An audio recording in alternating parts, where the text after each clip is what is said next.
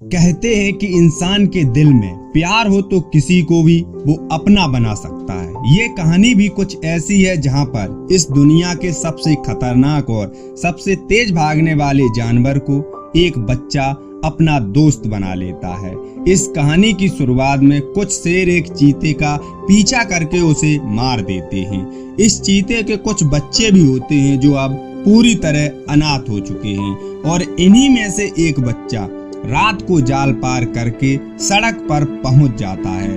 तभी सामने से गाड़ी आती है। वो इस बच्चे को देख लेते हैं। इस गाड़ी में जैन नाम का एक बच्चा है, उसके साथ उसके पिता भी हैं। वो चीते के बच्चे के पास जाते हैं और उसे उठा लेते हैं। ये जानते हैं कि सड़क पर रात भर कई गाड़ियां आती जाती रहती हैं।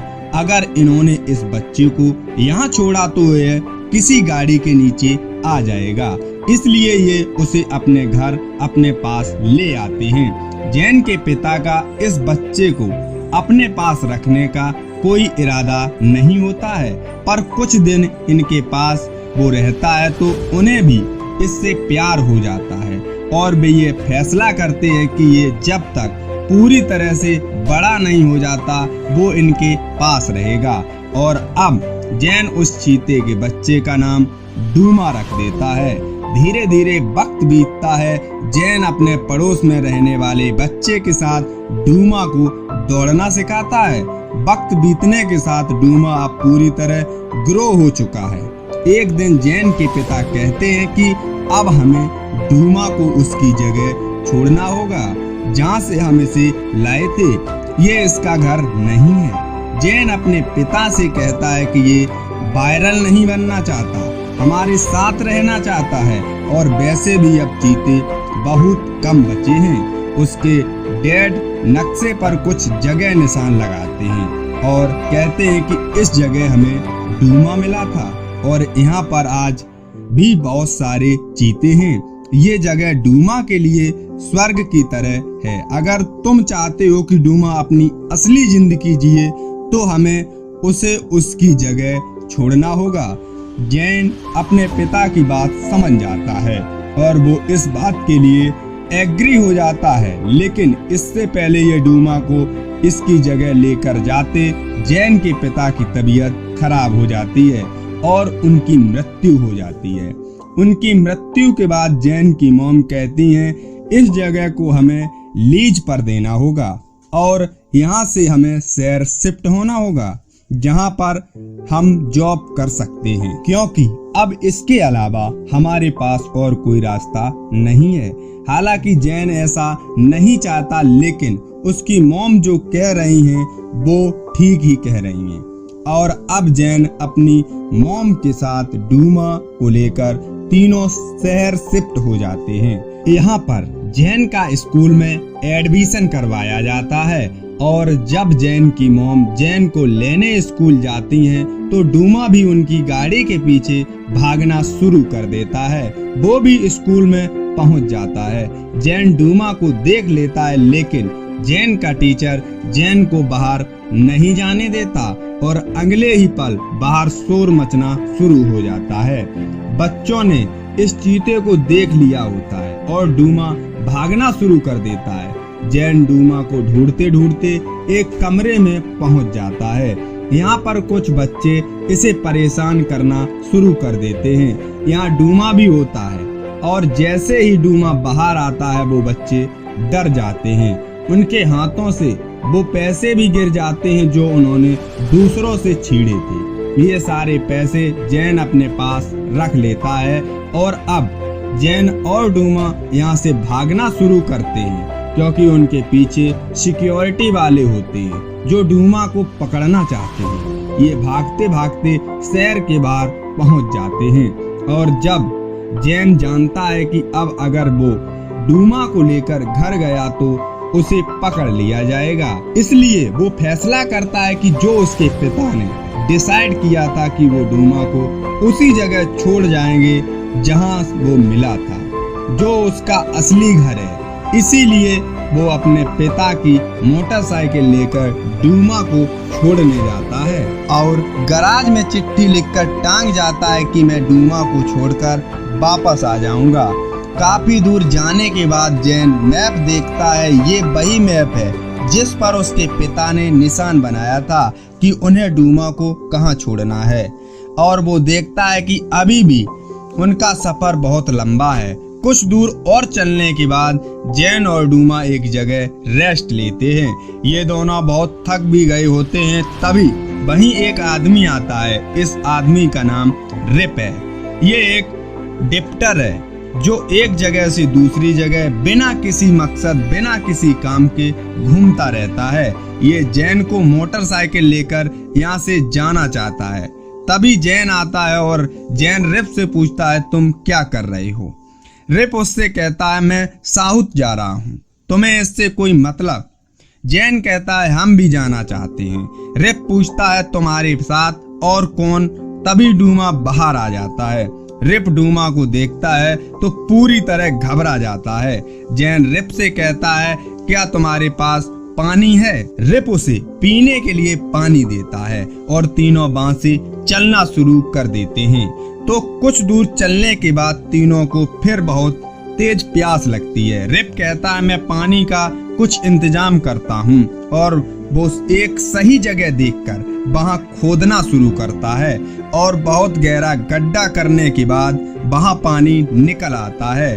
तीनों पानी पीकर अपनी प्यास बुझाते हैं, लेकिन इन्हें बहुत भूख भी लगी होती है। और तभी इन्हें एक शुतुरमुर्ग दिखता है। जैन डूमा को जंगल के नियम सिखाना चाहता है, लेकिन शिकार करना सिखाना चाहता है ताकि जब वो उसे छोड़े तो वो अपने लिए खाने का इंतजाम कर सके। वो उसे शुतुरमुर्ग के पीछे भेजता है क्योंकि डूमा ने आज से पहले कभी शिकार नहीं किया था, इसीलिए वो उसे पकड़ नहीं पाता है। इसके बाद वे रिप को बताते हैं कि वो कहाँ जाना चाहता है। रिप कहता है कि जिस जगह तुम जाना चाहती हो वहां जाने का मतलब मौत है। जैन कहता है, मैं डरता नहीं हूँ। रिप कहता है, तुम्हें डरना चाहिए। और कुछ देर सोचने के बाद रिप उसे कहता है कि ठीक है, मैं तुम्हें आधे रास्ते तक ले जाऊंगा, लेकिन उसके बाद मैं अपने रास्ते निकल जाऊंगा। और अब तीनों के तीनों यहाँ से बढ़ना शुरू करते हैं। ये आगे पहुंचे तो इन्हें कुछ खंडर दिखते हैं। तभी आसमान में एक हेलीकॉप्टर भी आता है। दरअसल ये हेलीकॉप्टर जैन को ढूंढने के लिए आता है। रिप उसे छुपने के लिए कहता है और ये तीनों अंदर छुप जाते हैं। हेलीकॉप्टर वापस चला जाता है। ये पूरी रात उसी जगह पर गुजारते हैं और अगली सुबह जब ये यहाँ से निकल रहे होते हैं तो रिप को एक हीरो की खान दिखती है और रिप उसके अंदर चला जाता है। कुछ देर बाद रिप के चिल्लाने की आवाज आती है और जैन जब वहां पहुंचता है तो देखता है कि वो पूरी तरह मिट्टी के अंदर धंसा हुआ है। वो उससे मुंह के ऊपर से मिट्टी हटाता है, लेकिन वो उसे पूरी तरह से मिट्टी से बाहर नहीं निकालता, क्योंकि उसने उसे पूरा मिट्टी के बाहर निकाला तो उसे जबरदस्ती अपने साथ ले जाएगा। इसलिए वो रिप के हाथ मिट्टी से निकाल देता है और कहता है, हमें पता है तुम हमें शहर ले जा रहे हो ताकि तुम्हें हमें वापस करके इनाम मिले, साथ ही साथ तुम डूमा को बेचना चाहते हो। और अब जैन अकेला ही डूमा को वेस्ट की तरफ ले जा रहा है। एक नदी के किनारे पहुंच जाते हैं और जैन डिसाइड करता है कि वो नदी से आगे बढ़ेगा। इसलिए वो लकड़ी का एक बेड़ा बनाता है और अब इस बेड़े पर बैठ जाते हैं। पर जैसे ही वो आगे बढ़ते हैं तो ये पानी एक झरने में बदल जाता है और दोनों गिर जाते हैं, लेकिन इन दोनों की जान बच जाती है। और अब ये दोनों एक जंगल में हैं जहां पर बहुत सारी जंगली भैंसें भी होती हैं और डूमा उनका शिकार करने की कोशिश करता है, लेकिन वो इनसे बड़ी भैंसों का शिकार नहीं कर सकता क्योंकि उसे शिकार करना नहीं आता। वो भैंसे उसे भगा देते हैं। ये और यहाँ पर डूमा और जैन एक दूसरे से अलग हो जाते हैं। हालांकि जैन उसे ढूंढने की कोशिश भी करता है, लेकिन वो उसे नहीं मिलता क्योंकि वो इंसानों द्वारा लगाए गए पिंजड़े में फंस गया होता है। और अब यहाँ रात हो जाती है। जैन डूमा को ढूंढ रहा होता है, तभी एक जानवर उसे मारने के लिए उसके पीछे पड़ जाता है। जैन वहां से भाग रहा होता है, तभी उसका पैर फंस जाता है और वो गिर जाता है। वो बेहोश हो जाता है और जब रात को उसकी आंखें खुलती हैं तो उसके सामने रिप बैठा होता है, जिसने डूमा को भी पिंजड़े से बाहर निकाल दिया होता है और साथ ही साथ उसने जैन को भी जान बचाई होती है। अगली सुबह जैन रिप से माफी मांगता है क्योंकि वो उसे वहां छोड़ आया था।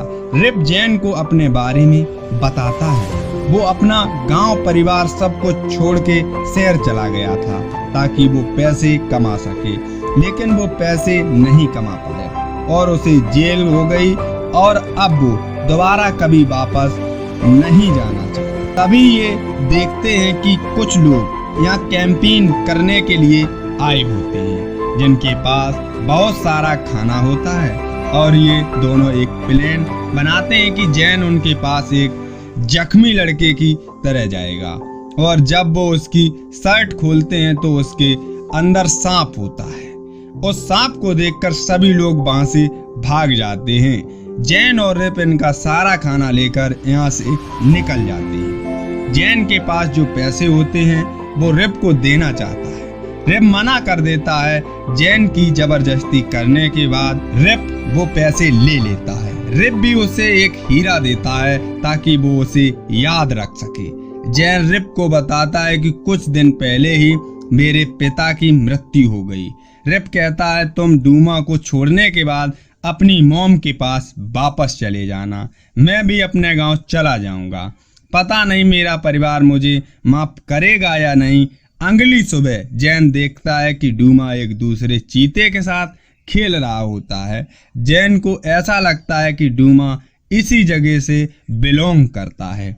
जैन डूमा को छोड़कर सीधा अपनी मॉम के पास जाता है। जैन की मॉम जैन को वापस देखकर बहुत खुश होती है।